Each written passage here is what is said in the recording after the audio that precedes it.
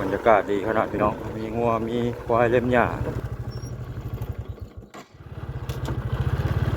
เป็นเฮือนทรงลาวเฮือนไม้หนาวมาแล้วบ่ฮู้ว่าอ้ายอยู่ไสอ้ายเป็นจังใด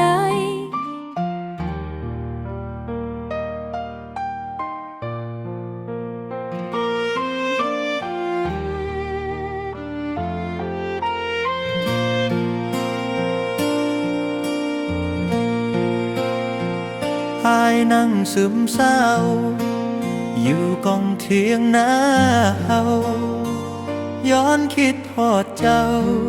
ที่จากบ้านไปทำงานคิดฮอดตาหวานปานใดจะหวนคืนมาอ้ายรอคอยท่าจนว่าข้าวสุกเต็มนาไปดีพี่น้องมดสู่ผู้สู่คนวันนี้บ่าวสอนอยู่ที่บ้านคำน้อยเมืองจำพรแขวงสวรรณเขตคลิปนี้สิพาพี่น้องเรามาลองมาเที่ยวสวนบนลาวทางเมืองจำพรเมืองหินดำน้ำซุ่มเมืองภูเขาภูป่า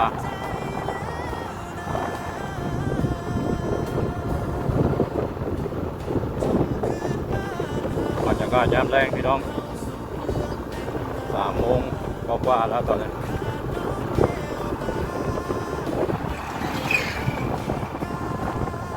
หน้าเมืองจำพรพี่น้องงัวควายเต็มทง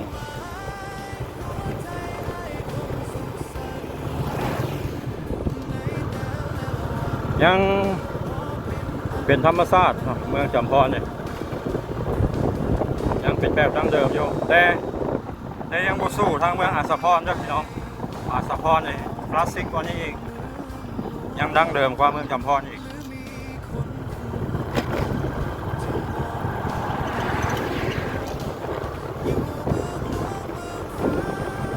ไปทางอ่างเก็บน้ำสุยพี่น้องแล้วก็ขี่รถลัดออกทางเซโนพี่น้องเขามาเบิดเที่ยวทางเมืองจำพรเนาะเทศบาลของเมืองจำพรแม่นแกงกอกแต่นี้ไปก็10 กว่ากิโลเมตรก็ไม่ได้ไกลเป็นเมืองเก่าเมืองแก่ได้เมืองจำพรเนี่ยที่ทางชนเผ่าลาวชนเผ่าไทยกับชนเผ่าอื่นๆเนาะตลาดขายอาหารธรรมชาติหรือว่าตลาดขายของป่าชาวสวนก็มีเงิน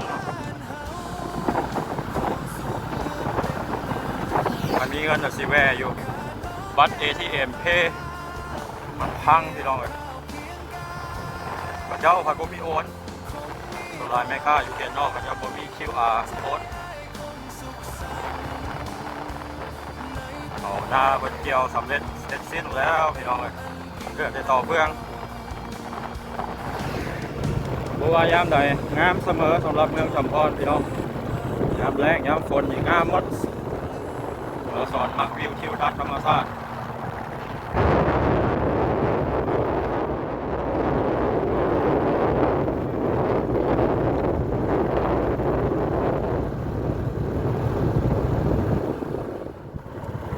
ทางเมืองจำพรจะมีควายคนนิยมเลี้ยงทั้งงัวทั้งควายไปทางไซบูทองนี่ควายบ่ค่อยเห็นเลย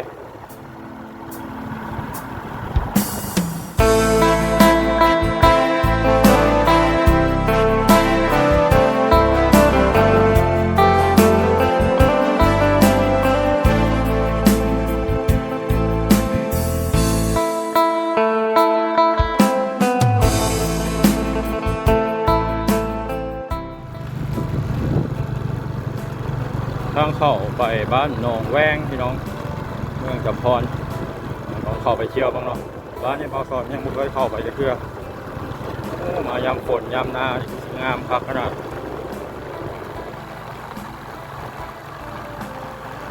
เข้าหน้ามันยังงามนะเมืองที่ต่อเฟือง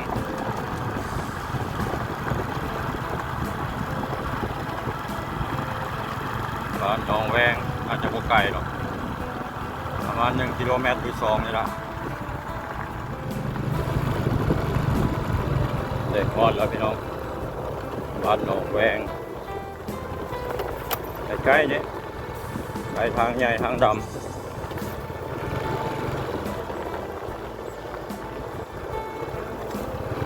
งามบรรยากาศดีมีต้นตาลหลายนะทางเมืองจำพรจ้ะ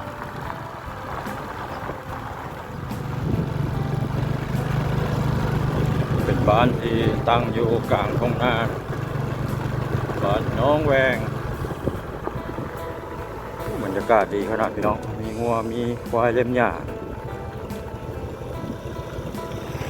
อ๋อทุกพี่น้องงามอาลี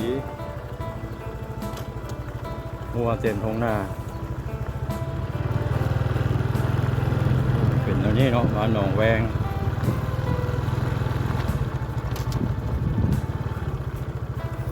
งามพี่น้อง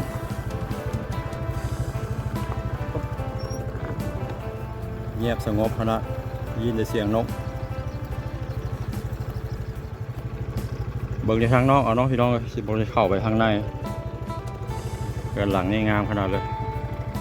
เป็นเรือนทรงลาว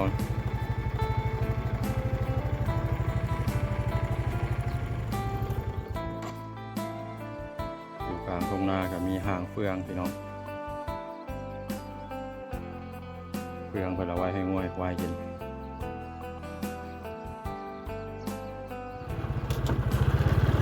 เป็นเฮือนทรงลาวเฮือนไม้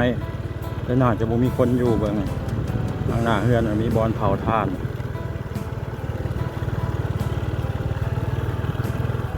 พี่น้องเอ้ยบ้านหนองแวงมีทางเฟืองอยู่ทางข้างมีคนอยู่พี่น้องแต่ว่าเขาเจ้าบ่อยู่พี่น้องเอ้ยเราสิเข้าไปทางในยันทำก่อนเนาะเพราะว่าบ่าวสอนต้องได้กลับพักแขก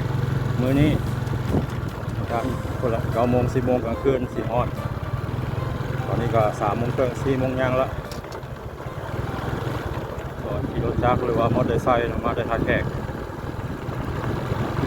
เลยขับไว้พี่น้องเลยคอยขับมาว่าเขาขับไว้จากทักแขกมาสวรรค์เขตนี่ก็2 ชั่วโมงระยะทางเกือบ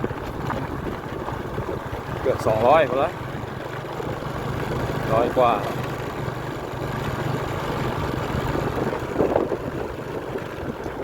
แบะพี่น้องแบะบ้านหนองแวงเขาเลี้ยงแบะภาษาไทยจะว่าอะไรเนาะแพะบ่ภาษาลาวเราเป็นแบะปล่อยแบบธรรมชาติเลยปล่อยมันกินหญ้ากินข้าวเฟือง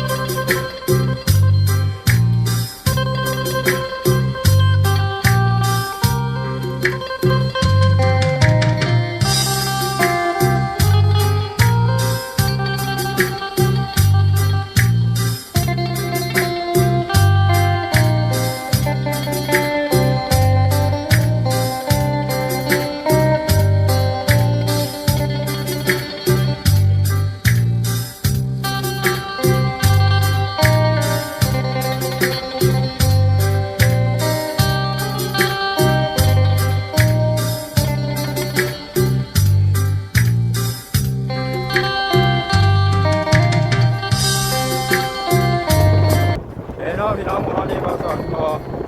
ปิดคลิปนี้ไว้ซ้ำดีก่อนคลิป ลิปหน้าพบกันใหม่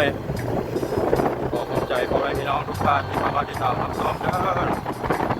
รับคลิปนี้สบายดี